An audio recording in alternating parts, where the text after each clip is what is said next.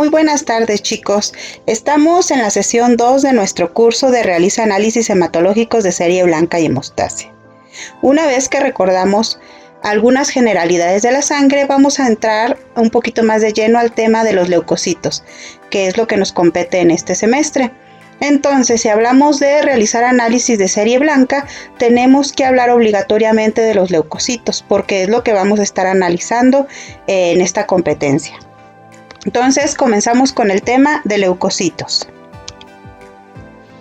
El semestre pasado tuvieron un submódulo llamado Realiza análisis inmunológicos. En este submódulo ya conocieron ustedes todo sobre los leucocitos.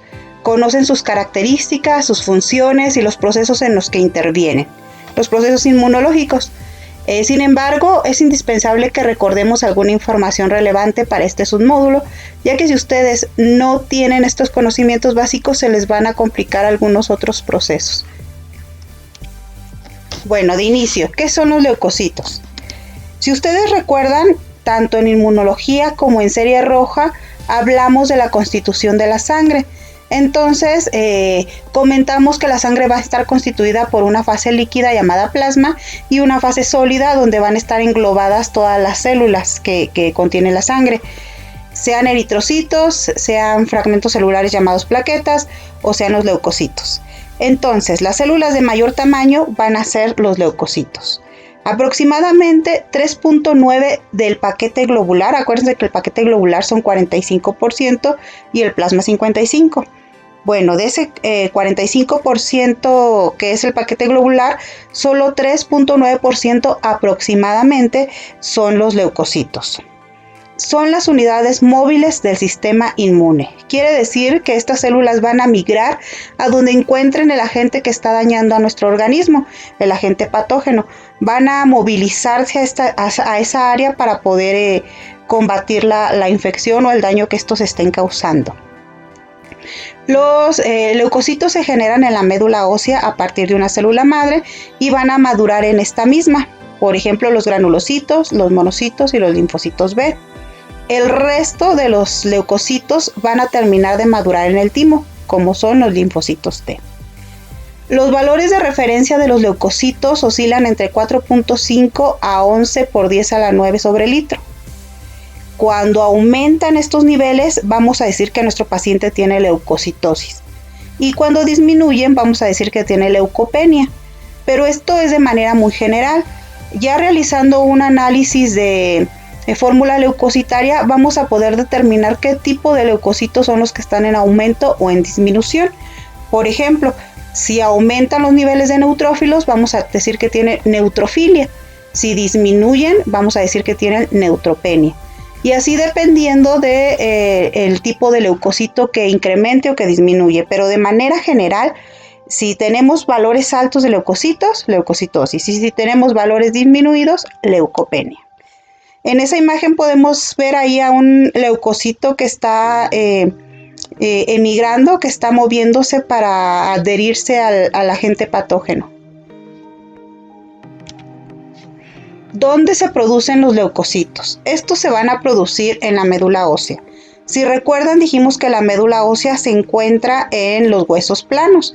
Ahí vamos a tener médula ósea roja, que es donde se va a producir nuestro leucocito. Y aquí vamos a tener una célula madre sanguínea. Esta célula madre va a ir evolucionando, va a ir modificándose para convertirse o irse hacia una línea mieloide o hacia una línea linfoide. Entonces, de manera general, este proceso se va a dividir en una línea mieloide o línea linfoide. Si nuestra célula madre se va por la línea mieloide, va a terminar siendo un glóbulo rojo, una plaqueta o un granulocito o un monocito. Y si se va por la línea linfoide, va a terminar siendo un linfocito B, un linfocito T o una célula natural killer. Este proceso de producción de plaquetas y de producción de leucocitos lo vamos a ver en la siguiente sesión más a fondo. Ahorita nada más de manera general me interesa que ustedes sepan que se produce aquí en la médula ósea a partir de esta célula madre y que hay dos líneas, puede ser línea mieloide o línea linfoide. Ya iremos desmenuzando cada una de sus etapas en la siguiente sesión. A todo este proceso le vamos a llamar hematopoiesis. Pero por ejemplo, si recuerdan el semestre pasado, cuando se va por la línea mieloide y termina siendo un glóbulo rojo, se llamaba eritropoiesis. En este caso también va a haber una clasificación dependiendo de, una nomenclatura dependiendo de la línea por la que se vaya nuestra hematopoiesis. Por ejemplo, si es para producir plaquetas se va a llamar trombopoiesis.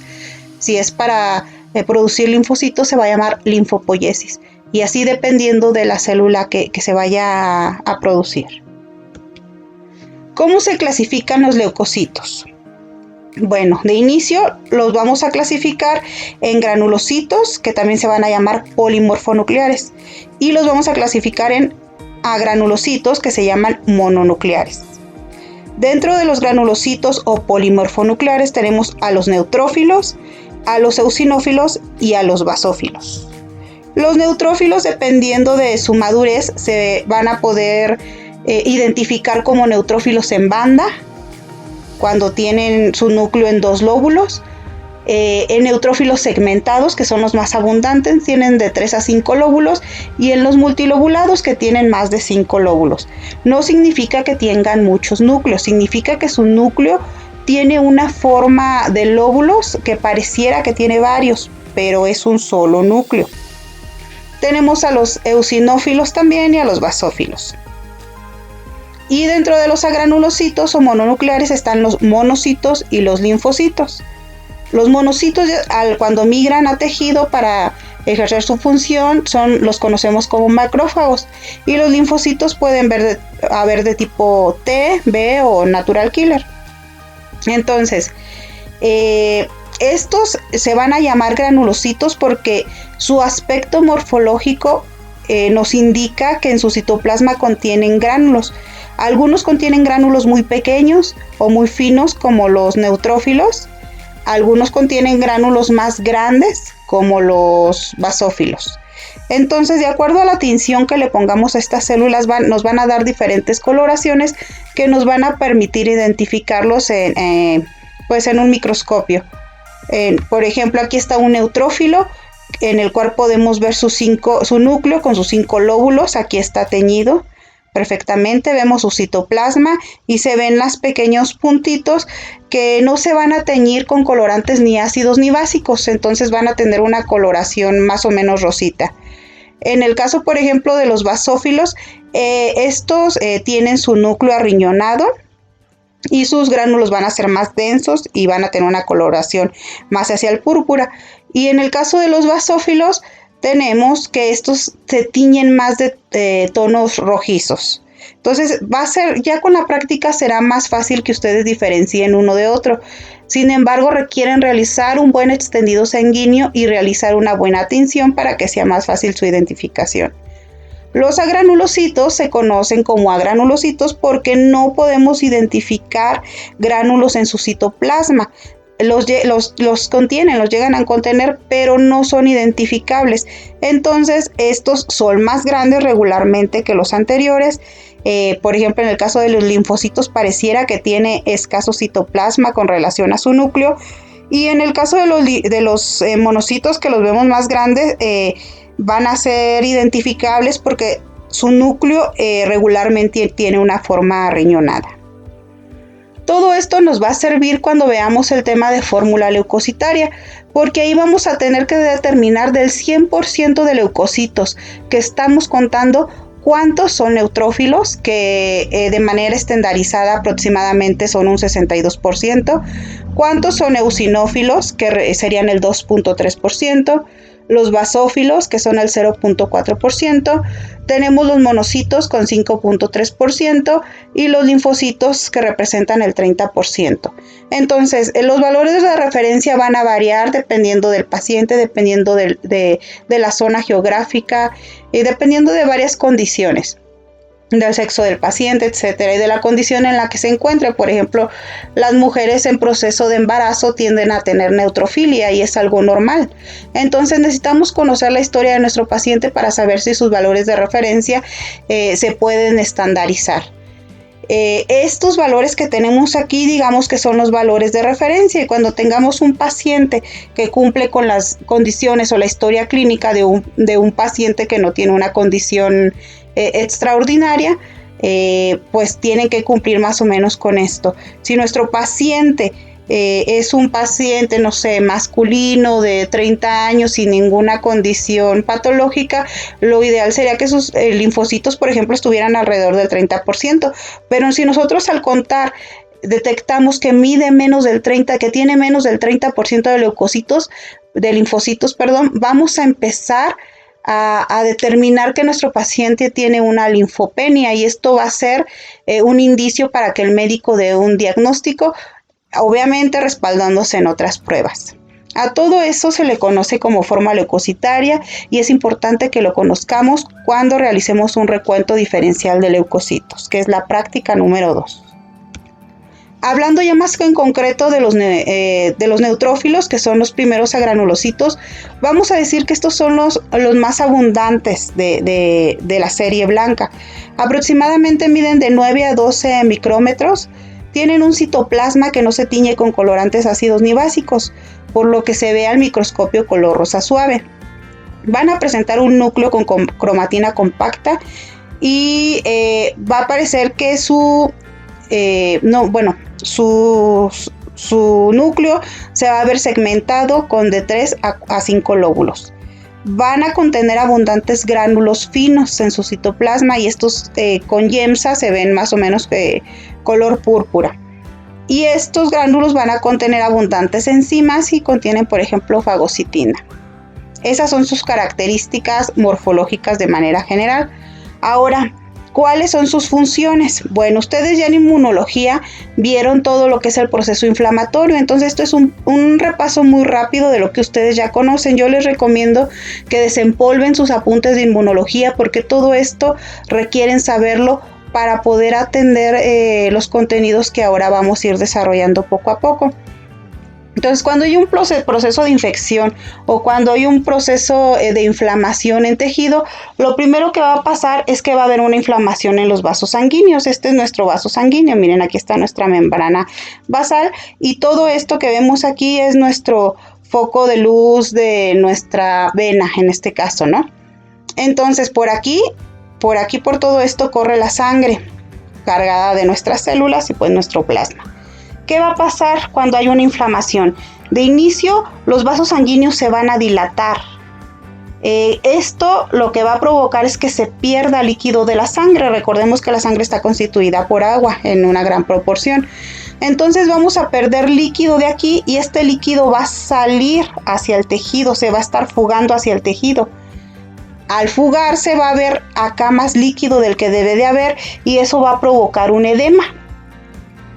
Por otro lado, y un edema pues va a provocar más inflamación. Por otro lado, al perder agua de aquí hacia acá, nuestra sangre va a tener menos solvente del que regularmente debe de tener. Entonces, recuerden la química, cuando perdemos solvente, nuestra solución se vuelve más concentrada. Así que en este caso, nuestra sangre, al perder agua, al perder el solvente, se va a cargar del soluto. El soluto son nuestras células sanguíneas, y esto va a provocar que la sangre se vuelva más viscosa. Por lo tanto, la sangre, al ser más viscosa, va a transitar de manera más lenta en nuestro torrente sanguíneo, y esto va a permitir que haya más rozamiento de las células con las paredes capilares.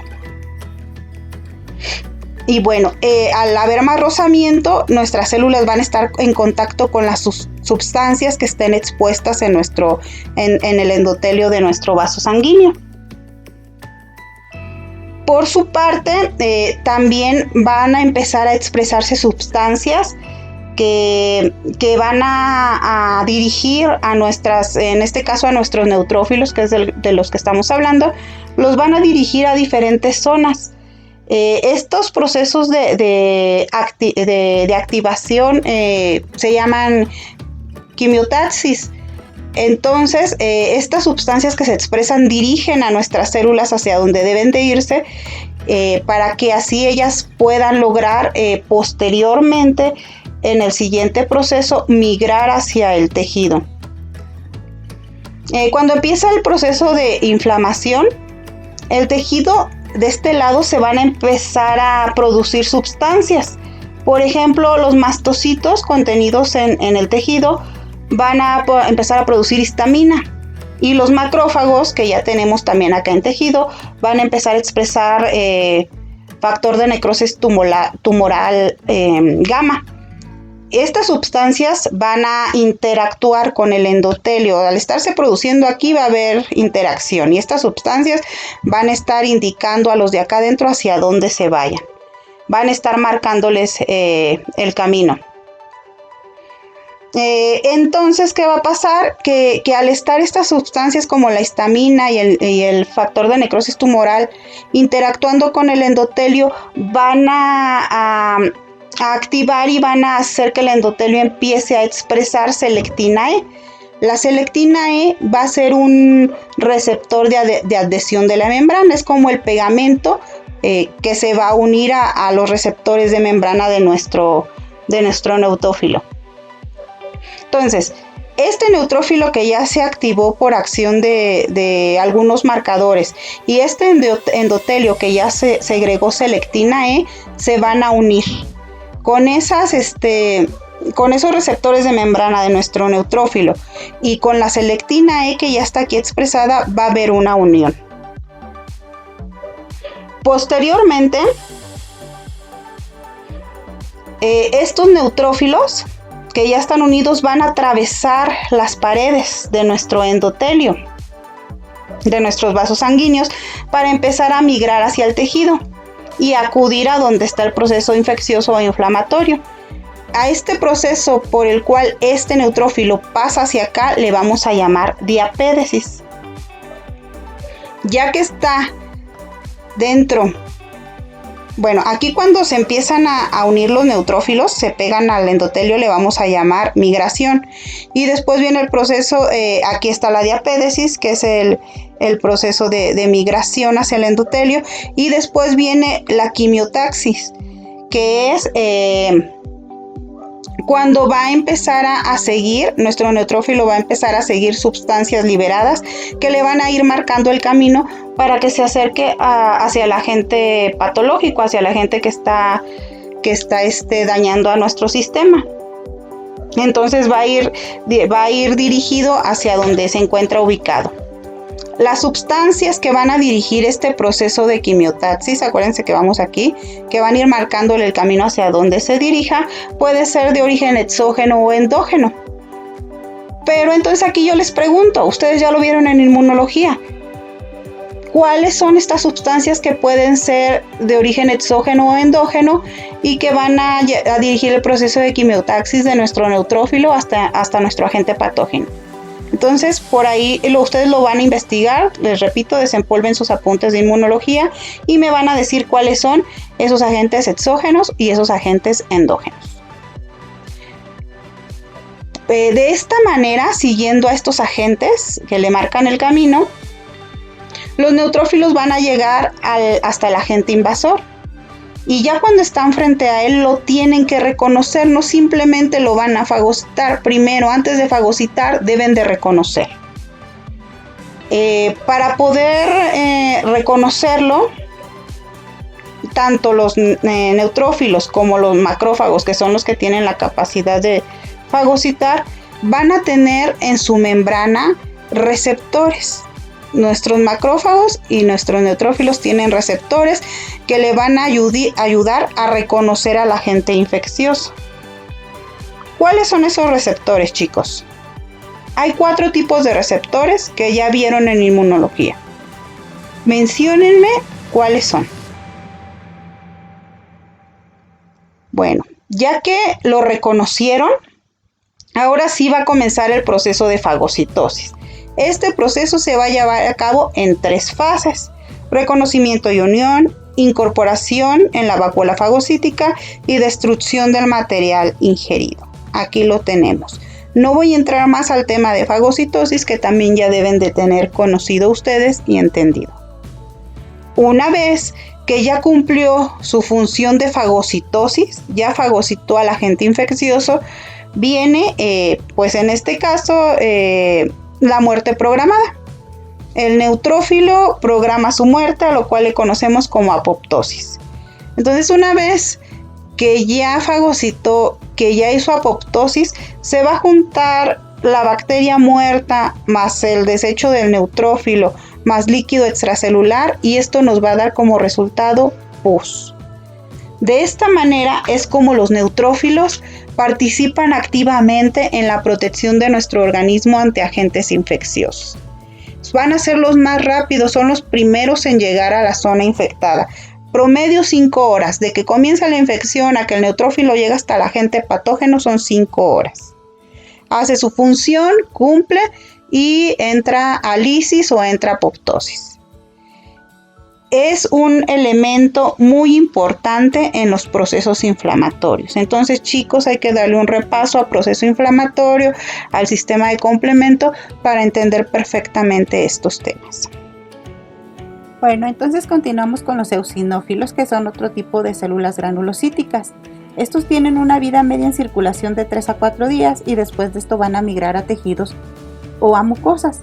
Entonces, pues los eosinófilos no son unas células que sus funciones las cumplan principalmente en sangre, sino que van a ser dirigidos a células diana a través de marcadores químicos para ahí ejercer sus funciones.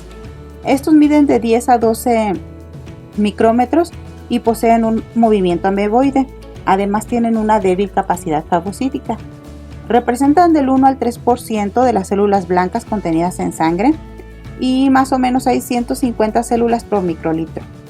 Tienen un núcleo bilobulado que está unido por puentes intercromatínicos. Entonces aquí tenemos un eosinófilo donde le podemos ver su núcleo bilobulado y aquí está ese puente que lo va a unir. Aquí tenemos otro, también está su núcleo bilobulado con su puentecito. Y bueno, así, miren, por ejemplo, aquí hay uno que pareciera que tiene 3 lóbulos, también tiene sus puentecitos intercromatínicos. Poseen gránulos citoplasmáticos azurófilos. Estos contienen proteínas proinflamatorias y se van a teñir con colorantes ácidos como la leucina.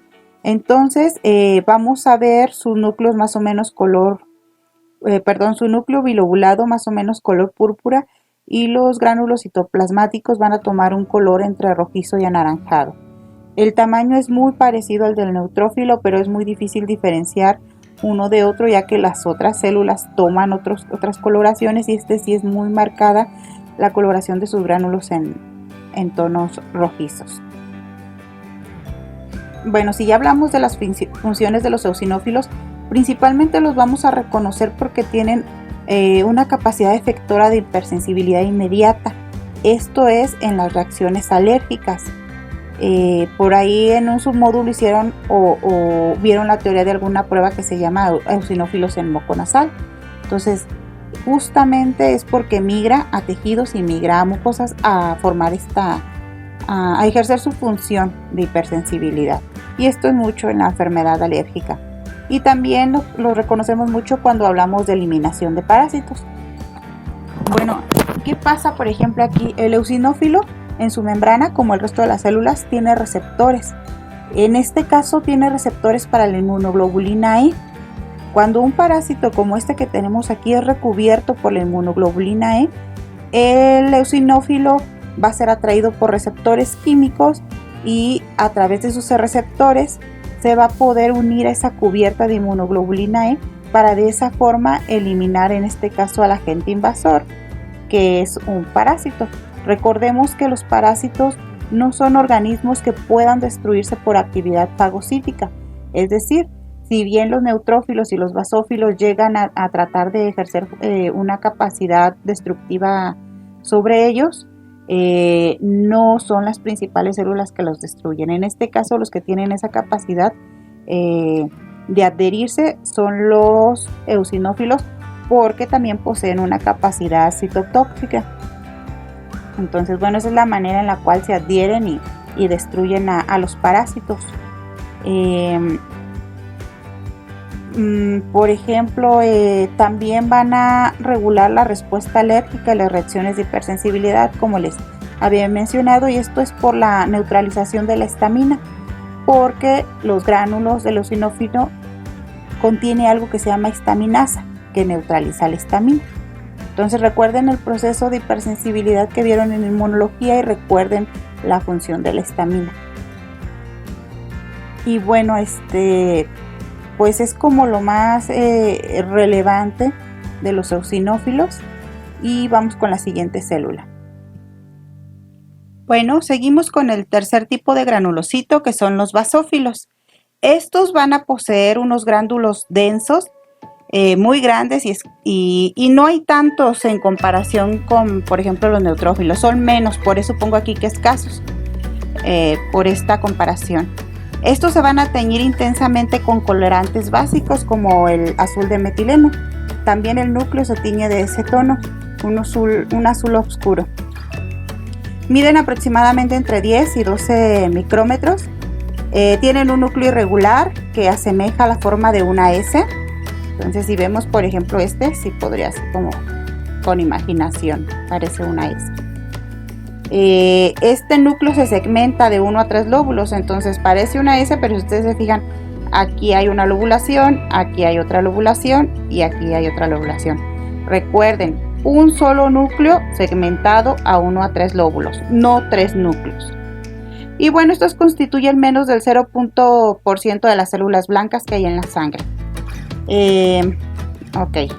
Respecto a las funciones, bueno, aquí tenemos esta imagen que nos dice que junto con las células cebadas son células mediadoras de la inflamación. También tienen similitud con los mastocitos en cuestión de las funciones que ejercen. Y dice que tienen receptores en su membrana para la inmunoglobulina E. Entonces, cuando este basófilo con sus receptores de membrana se une a la inmunoglobulina E, el basófilo se va a activar. ¿Y qué va a pasar? Que va a haber una desgranulación. ¿Qué significa esto? Que al desgranularse va a haber liberación de enzimas que van a tener funciones vasoactivas, broncoconstrictoras y quimioatrayentes. Y estas nos van a dar los signos y síntomas de una hipersensibilidad inmediata. Entonces, chicos, los gránulos de los basófilos se dividen en 2 tipos. Y esto va a ser de acuerdo a lo que contienen. Por ejemplo, están los gránulos azurófilos o también llamados primarios, que contienen hidrolasas ácidas. Y están los gránulos que son específicos o secundarios, y estos contienen sustancias como la histamina, que es un vasodilatador, como el heparansulfato, que también es un vasodilatador, la heparina, que es un potente anticoagulante. También contienen leucotrenos. Estos tienen la función de contraer músculo liso de las vías aéreas, por ejemplo. Y bueno, ahí nos dice también que tiene sustancias quimioatrayentes. Por ejemplo, bueno, el eosinófilo va a ser un factor quimiotáctico para los eosinófilos. Por esto se piensa que participan activamente en la reacción alérgica y en las reacciones inflamatorias. Entonces, de manera muy general, estas son las funciones de los basófilos. Bueno, y comenzando con los agranulocitos, vamos a hablar un poco de los monocitos. Estos son las células más grandes, las células blancas más grandes. Miden de 15 a 22 micrómetros aproximadamente y representan del 2 al 8%. Varía un poquito ahí, pero no son tan numerosas estas células en sangre. Tienen un núcleo voluminoso con forma riñonada. Aquí tenemos estos monocitos con su núcleo, y aquí podría verse más o menos la forma riñonada. El citoplasma se va a teñir de un gris azulado y tienen escasos gránulos azurófilos. Acuérdense, los gránulos azurófilos contienen enzimas, contienen lisosomas, y los lisosomas contienen enzimas. Bueno, dice que contiene escasos gránulos. Esto nos indica que aunque se llaman agranulocitos, sí pueden contener gránulos, nada más que no son tan perceptibles, por eso se les llama agranulocitos, no porque estrictamente no los contengan. Cuando estas células migran a tejidos se van a llamar macrófago, pero eso va a depender del tejido al que migren, en el que se encuentren. van a incrementar su porcentaje sanguíneo en enfermedades crónicas, por ejemplo en la tuberculosis. ¿Cuáles son sus funciones? Bueno, son células con una alta capacidad fagocítica que van a destruir células muertas, células dañadas, por ejemplo las células de cáncer, también eritrocitos viejos. Cuando los eritrocitos están viejos, acuérdense que se van al vaso y ahí son destruidos por el sistema fagocítico mononuclear, es decir, por los macrófagos esplénicos. Bueno, también van a fagocitar a los antígenos y los van a preparar para que los linfocitos T los procesen y los transfieran a los linfocitos B con el fin de que estos se conviertan en células plasmáticas. Por esta razón se les conoce como células presentadoras de antígenos. También digamos que hay un cuerpo extraño muy grande. Los monocitos van a tender a unirse y a fusionarse. De esta manera van a formar unas células gigantes que van a estar multinucleadas y a las cuales se les llaman células gigantes a cuerpo extraño. Bueno, entonces estos monocitos se van a transformar en células con alta capacidad fagocítica y esto va a ser en diversos tejidos.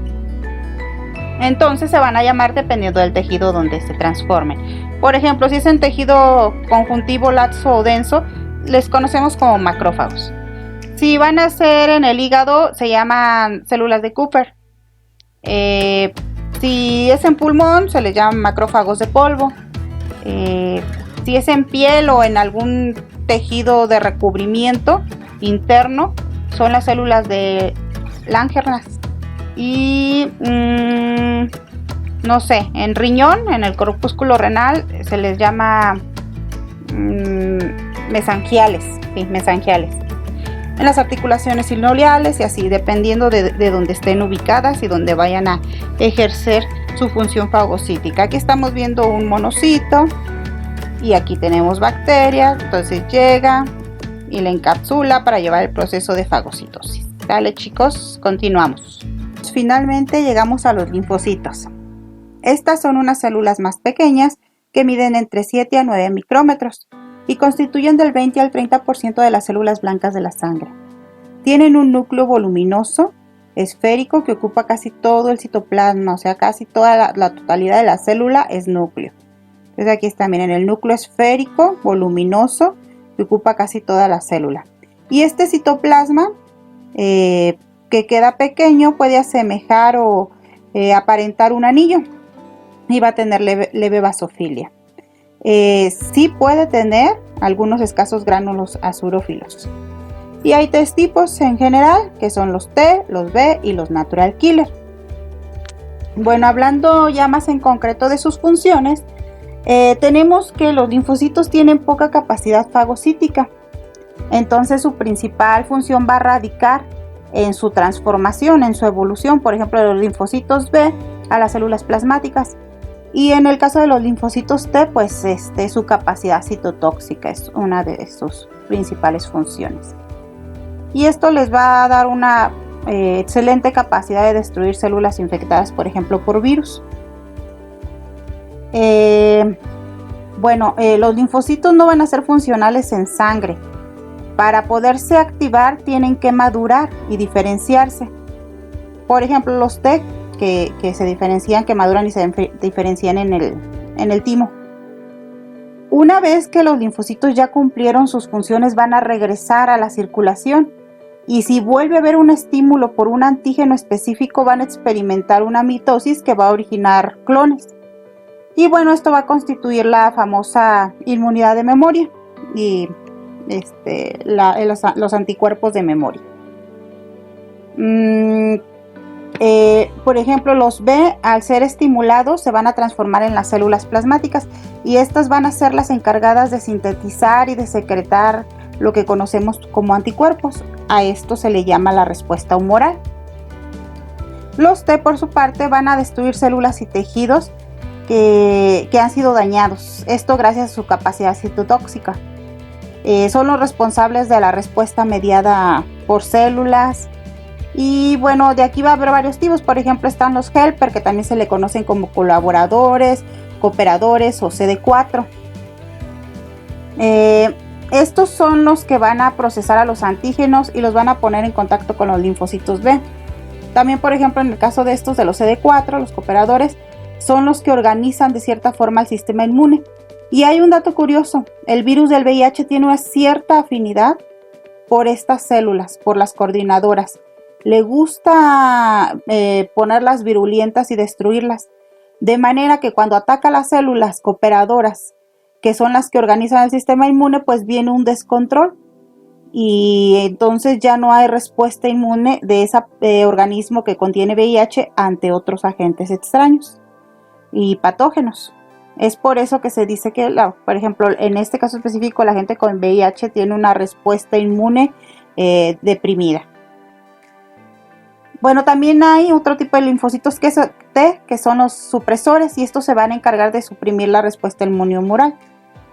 Más o menos vamos a tener que los linfocitos, del 100% de linfocitos, 15% van a ser B y un 80% más o menos son T. Y entonces el otro 5%, ¿qué son? Bueno, pues son las famosas células asesinas, CNK, Natural Killer. Estas van a destruir las células dañadas, van a destruir células extrañas, cancerosas o células virulentas sin necesidad de que se las presenten, sin necesidad de tener contacto con los linfocitos colaboradores. Entonces estas van directo y destruyen. Entonces, a manera muy general, chicos, esas son las funciones de los linfocitos, su clasificación y sus funciones. Bueno, finalmente aquí les puse una imagen donde estamos. Aquí no les comenté la anterior. Bueno, aquí estamos viendo cómo los linfocitos están pues aniquilando una célula cancerosa. ¿Vale? Bueno, ahora sí, con la imagen que les puse, en esta fotografía podemos ver los diferentes tipos de leucocitos. Entonces la idea es que ustedes aprendan a diferenciarlos morfológicamente por sus características, que en realidad es muy sencillo una vez que las tienen bien fijas y con la práctica. Con la práctica va a ser súper fácil. En esta fotografía están súper claritos los 5 tipos. Y bueno, por ejemplo, tenemos el tamaño más o menos lo vemos, parecido a este. Tiene sus núcleos bilobulados, pero lo más importante, gránulos. Tiene gránulos que son rojizos anaranjados. Desde ahí vamos a saber que es un eosinófilo, importante en las respuestas alérgicas y contra parásitos. Tenemos mismo tamaño que acá, tiene gránulos como rositas que no se tiñeron, no se tiñen correctamente. Y tiene su núcleo también lobulado. Vemos 1, 2, como 3, 4 lobulitos. Este es un neutrófilo segmentado. De este lado vemos uno muy parecido. ¿Ya vieron? Muy parecido. La diferencia es el núcleo. El núcleo que únicamente se ve así. Este también yo lo llamaría segmentado. 1, 2, le alcanzo a ver como 3 lobulitos. Pero bueno, podría interpretarse a lo mejor como un neutrófilo encallado. Este de aquí, que casi no se le ve su núcleo, mismo tamaño, ¿ya vieron? No se le ve el núcleo, pero sí se le ven unos grándulos densos, grandotes, azul intensos. Es un basófilo. Nos vamos de este lado con un poquito más chiquito, que tiene un núcleo grande, y apenas tiene el citoplasma como en forma de anillo, linfocito. Y tenemos este grandotote, más grande que los demás, con un núcleo arriñonado, monocito. Aquí en esta imagen, bueno, vienen varias formas en la cual podemos ver los segmentados. Miren, algunos se tiñen un poquito más, un poquito menos, dependiendo de la tinción que utilicemos. Aquí está el tamañito con sus gránulos neutros, con sus núcleos lobulados. 1, 2, 3, 1, 2, 3, 4, 1, 2, 3, 4. Entonces ahí estamos viendo. Linfocitos. Miren, aquí apenas se ve el núcleo, no se alcanza a ver bien el citoplasma. Grandote el núcleo, poco citoplasma. En todos los casos, grandote y poco citoplasma. Monocitos, más grandotes que los demás, con núcleos muy irregulares, Eosinófilos, todos se ven rojitos sus gránulos.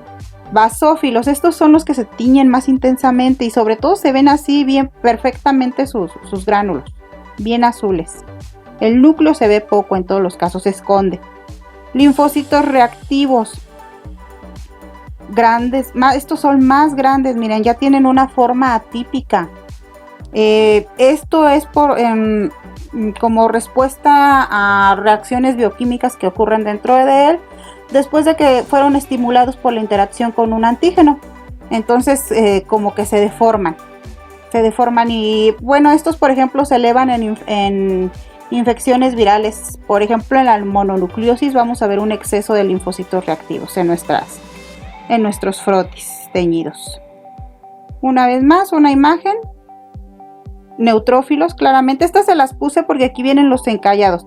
Linfocitos, pues miren, ya muy clarito todo. Monocitos, eosinófilos, basófilos y los segmentados. Y estas se las puse por los encallados, que son células que aún no están totalmente maduras. Son neutrófilos que no están totalmente maduros, no han acabado de segmentar sus lóbulos.